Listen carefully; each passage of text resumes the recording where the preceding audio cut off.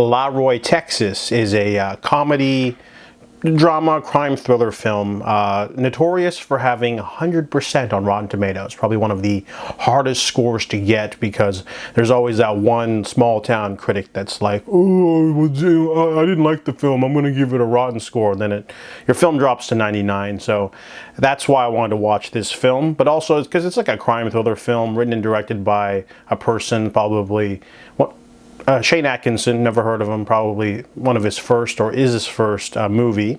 But this one is about Ray. He is a sad sack of a man whose friend, amateur private detective Skip, tells him that he saw his wife going into a motel, obviously having an affair.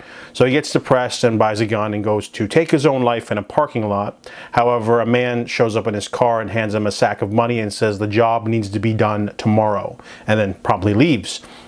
So Ray is sort of not sure what's going on, but his wife wants to open up a hair salon, and they don't have the money for it, even though he helps his brother run a hardware store, and they should be rolling in dough. However, something's wrong. So he decides, hey, if I maybe if I do this job, I can get money. But then he kind of waffles a bit, and the plot gets a lot more interesting when the real hitman shows up and he wants his payday. So this movie is got the classic mistaken identity trope, but it's also got that southern flair.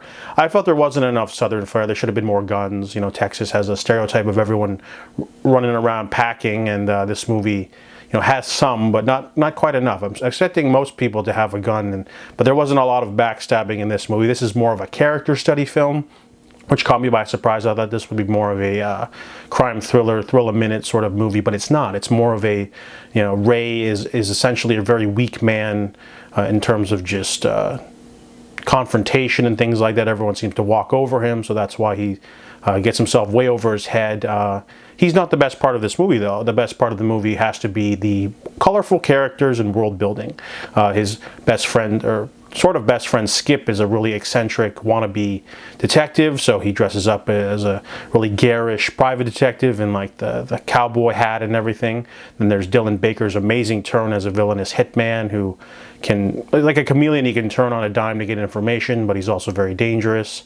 But he's also very committed to his work, and there's also some other colorful characters that get introduced, exotic dancers, you know, car salesmen, you know, immature police deputies and sheriffs, things like that. This movie is unpredictable, which I really liked. It wasn't a movie where you can sort of predict where things are going to go or what people are going to do. People are set in a certain way in this film, and it's kind of like one of the bigger themes of why do you let people walk over you, or why do you do certain things, or why do you put up with other people's certain behaviors.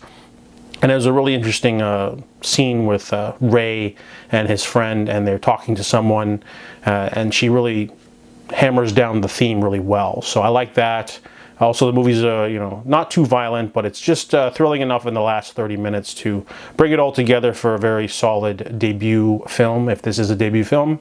But overall, I think it's pretty solid. It's not a, you know, instant classic like you know, pioneers of the genre like Blood Simple or A Simple Plan, but LaRoy, Texas is pretty solid, and I give it a 7 out of 10.